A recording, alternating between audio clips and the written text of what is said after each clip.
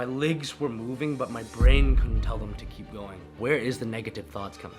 Boom, one after another. I absolutely fucking hated myself.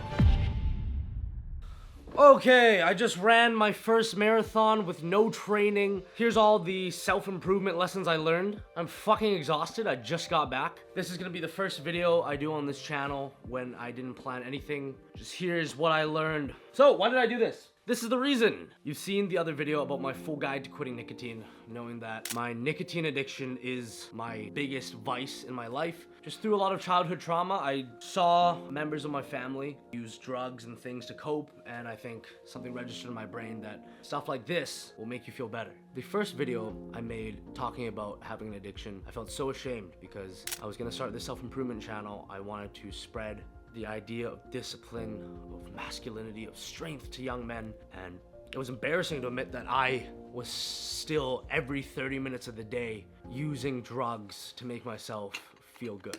In the first video I made of it, I went for my first ever 10K run. Before that, I've never run more than 6 kilometers, and it was the first time in a week of having nicotine withdrawals that I felt even just a little bit human. It was just that amount that it took 10 kilometers of pure running to get just the same amount of dopamine as the lowest potency nicotine hit. It meant a lot to me, and I learned that even though I bodybuild, powerlift 6-7 days of the week, the one thing that I'm the most scared of is endurance, running. But it also has so many parallels with depression, anxiety, bad mental health. And I'm gonna give you some advice that I wish I took. One of my favorite books, a lot of you guys know, is The Way of the Superior Man. The whole premise of the book is in a world where so many men can get money off the internet and they're big and strong, every man has this. How can you become the best masculine man from inside in the core? And it reframes a lot of stuff that I learned from the toxic red pill side of self-improvement, from the fucking black pill guys, and it puts everything in a very balanced way. One of my favorite lessons from it, this is a great summary of the book, but one of the chapters talks about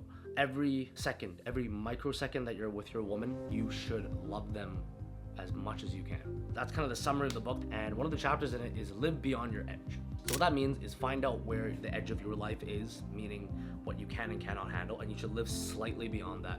And I think that's just such a fucking good principle. Being a hypocrite here, I would not recommend anyone who has never run more than 10 kilometers to go run a marathon. This was the biggest hell I've ever experienced in my life. I've never felt so much pain in my life, physically, mentally. It was suffering to the core. So I'm going to Hawaii in 2 days. I have to film triple the amount of videos I normally have to film in the week.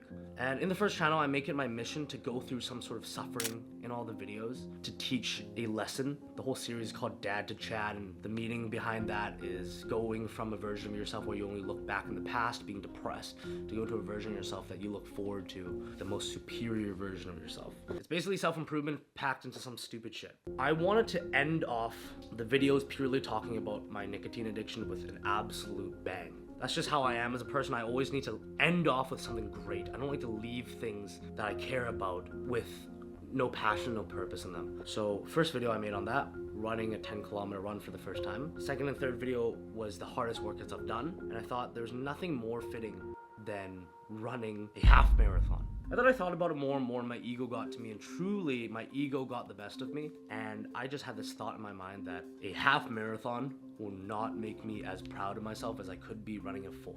And you might be asking, hey, David, how the fuck do you think you can run a full marathon? People usually train from 8 to 16 weeks before one with already a great running background. I truly believe that we as humans are so much more capable of what we think we are, and I genuinely believe that almost everybody can go finish a marathon. Doesn't matter what the time is, I think everybody can do it, even if you're the most obese person in the world. I believe you can crawl your fat ass up and down that hill. It might kill you, but I believe it's possible. And that's why I think the essence of running is so great. I absolutely fucking hate it, but you get to moments where like all you can think about is just taking that next step and just getting through that little pain. So I set out at 8:30 a.m. Kilometer 1 through 10. I feel fucking great. I'm running at a 6-minute 30-kilometer pace, and I'm just flying. I like to talk so passionately about self-improvement and discipline. I'm starting to freak out that I'm not going to hit this big wall and get a big realization from the suffering I'm in. Because I think whenever you go out of your way and do something that involves a lot of suffering, whether that's running a marathon or setting a big goal in the gym or something that is living a lot beyond your edge, I think you find the deepest self-discoveries and meanings. I think that it might be better than journaling. I think everyone should go try something like that. So I wasn't feeling it by kilometer 10, and I was getting kind of nervous that the video wasn't going to be good, that I was going to breeze past this marathon. Oh, was I fucking wrong? Kilometer 21, halfway through the marathon. Whenever I run, usually my legs get numb. I think it's because I'm scientifically obese. Like, my body fat is at a scientifically obese level and tiny calves. So it puts a lot of pressure on my feet, and my feet always go numb. But my feet weren't going numb. It was halfway through. This is where we're gonna make a big U-turn and come back the exact same path. The person who I was running with, his name is Vasco. He's one of my good buddies. He runs a ton of marathons, Ironmans. He's just an absolute psychopath like that. And he keeps telling me that around kilometer 24 out of 42, that you're gonna hit this thing called the wall, the endurance wall. And that's something that in my life, I feel like I've hit a couple times, but until this day, until today, bitch, I've never hit it so hard and so many times. So we're running back, and at kilometer 22, my girlfriend calls me. I think there's something special in the masculine feminine dynamic when just the energy of the woman that you're with brings you so much motivation. She is an absolute badass woman. She has no vices. She's been through a lot in her childhood, yet she's healed, and she's a very secure person. And it took a long time for me to admit as a man that she is like my emotional rock sometimes. I learned on the internet that as a man, I have to be that I can never come to her ashamed about anything or sad about something or with a problem. No, she's absolutely fantastic, and every single time I tell her that I'm gonna go do some big feat, whether that's bench 405 or run my first 10K, she always believes in me. She always tells me it's possible, and she knows I can do it. And I used to resent the fact that she would push me to do these things, telling me that they are good, that she would push me to make more videos to help more young men, because I think I was always too lazy on the inside and scared to do these things. And hearing it from somebody that's so close to me that I can do them and I should go do them, it's like the hard truth pill that I don't want to swallow. So she gives me a lot of energy, and by kilometer 24, I hit the wall. And this whole time, the thoughts that were in my mind were, oh, this is gonna be easy, or why can't this be harder, or where is the negative thoughts coming? Boom, one after another. Just call an Uber, go home. You're not gonna finish this. This is pointless. Nobody knows you're doing this, just stop now. But then there was this other side of my brain, and that side said, don't be a pussy. One of your buddies came out and supporting you on this. The least you can do is keep going.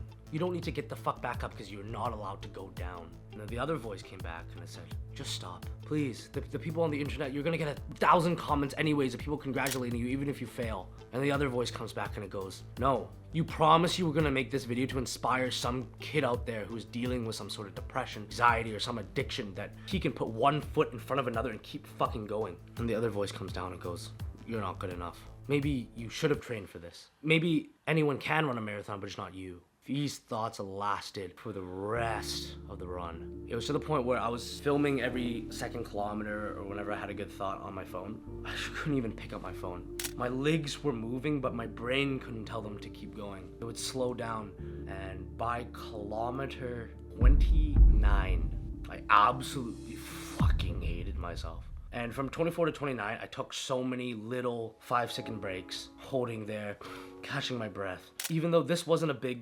cardio thing, it was my mentality was getting shoved down. And by 29, I remember the heat was scorching, and all I wanted to do was take a rest. And I did. I stopped. My friend on the bike who was filming stopped too, and he looks back and goes, come on, let's keep going. And at that moment, nothing mattered. It did not matter that I was gonna fail this video, that I was gonna fail a ton of kids. It did not matter that there might have been a kid who could have ended his life if he didn't see this video. It's happened before. None of that mattered. The only thing that mattered in that moment was the pain that I was in.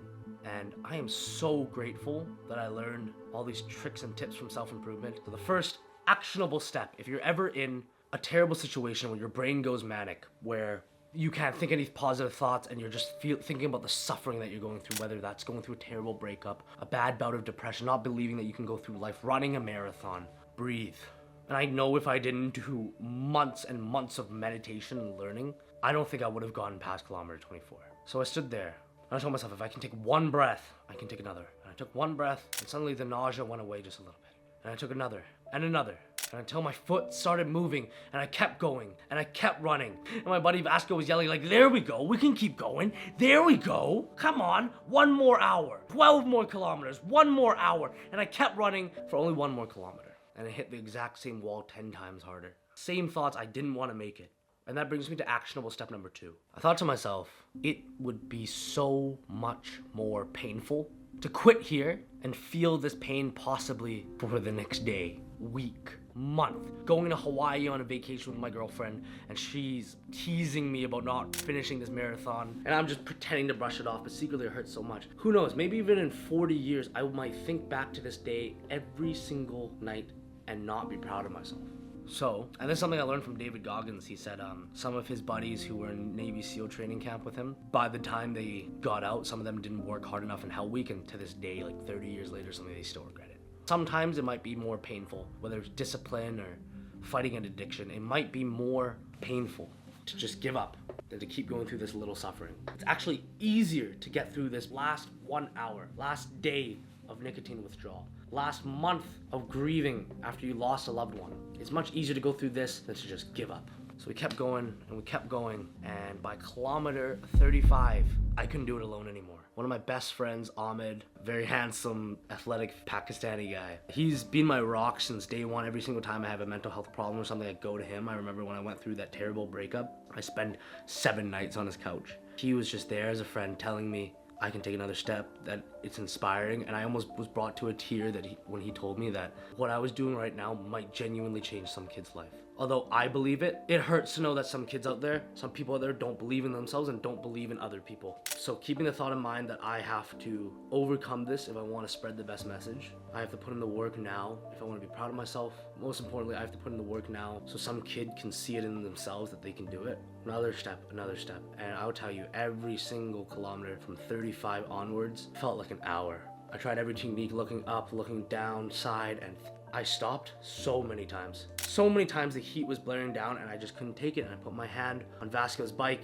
It was the last 5 kilometers. I remember panicking. So much pain. I just drank a gallon of Gatorade. We were out of water. My head was pounding. I felt like passing out any second. And Vasco just looks at me. And this guy's a fucking killer, man. This guy's the biggest dick energy, you know? He goes, "Come on, easy days. We can keep going." I'm like, dude, I want to punch you in the throat right now, man. But thank you. It is so nice to have a brother like that. He just sacrificed 6 hours of time just to help me. That's the type of guys that some people are. So Vasco, if you're watching, I genuinely am so grateful. I love you, man. One foot in front of another, one foot in front of another.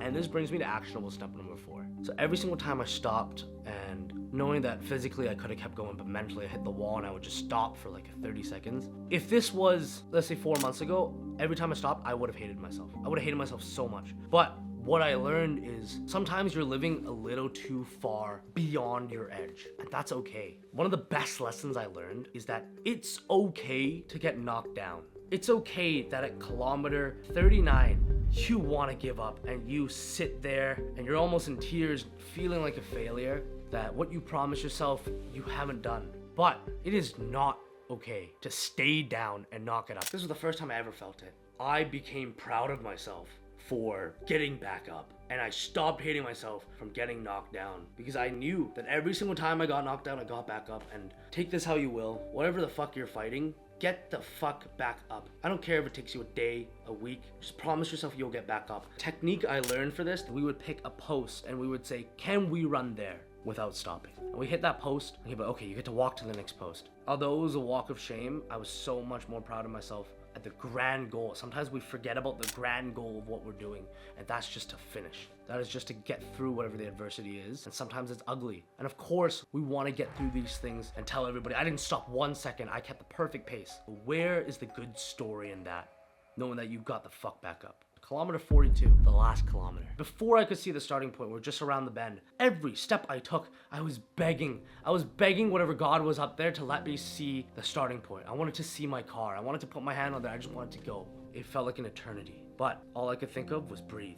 And this is, I guess, the next actionable step. Actionable step number 5. When you're going through the most mind-boggling pain, always bring yourself back to the fact that you have tools. So I thought back to every tool. I can breathe, I can slow my pace, I can count 1, 2, 3, and just focus on the present. Whatever you're going through, if it's something physical, if it's something mental, meditate. This was my form of meditation, was just thinking about my feet going. And then eventually I finally saw the car, and we were exactly 1,000 meters away. And if you run a marathon or you do something long distance, you'll know that every pain you get on that last little stretch when you see the finish, you don't feel it. You just go. It took me a while. I built up the strength, but my lungs were burning and I just went as fast as I could. 800, 700. Now we're down to 300 meters away, 200. And that 100 meters away from the start point from my car, it was a sense of glory. I thought back to every little moment when I wanted to give up, but I didn't. And putting my hand on top of my car, feeling the heat beam down on me, looking over and seeing the chair that I pictured for hours to go sit on, was the most euphoric feeling. And I pulled out the camera to record my final thoughts, and I couldn't help it. I cried. It felt so good because I would love to tell you that I was this masculine guy in this past couple months of quitting drugs, that I never shed a tear, but I shed so many tears. There were so many times where I felt depressed, I felt lost, I felt like I hated myself, that I couldn't do anything else, but I curled up in a ball and I just let it flow. And that felt like it robbed my masculinity away. But this time when I sat down on that chair and the blood pumping through my legs, my knees cracking, and the tears flowed, I was so proud. And I think that's what it is. That is the highest point of the masculine journey. Fuck it, the human journey that we can get to is overcoming something in our life that's been holding us down, putting meaning onto something, and being fucking proud of yourself. So the final actionable tip, and I said this in the first video I ever made on this channel, but pick a goal. It doesn't have to be a marathon. It is out of your edge. It scares you.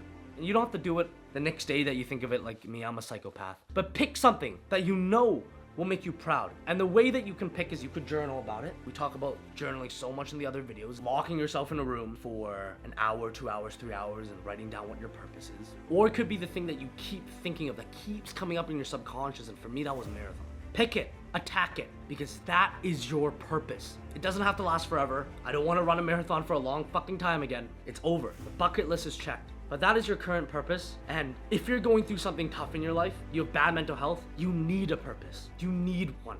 So put in the work now to go find it. And the final lesson I learned is sometimes you will find your purpose within the suffering. And for me, it was so nice to know that when I finished that run, I opened the camera and the first thing I wanted to do was talk to the guys going through some shit. And I found that purpose. Put yourself through some fucking suffering, go find some purpose. Also, the rest of the day sucked ass. I'm like, this was 3 hours ago. I'm in so much pain. I'm gonna go eat so much food. I love you boys. If a marathon's easy, go find something harder. Love it. Peace.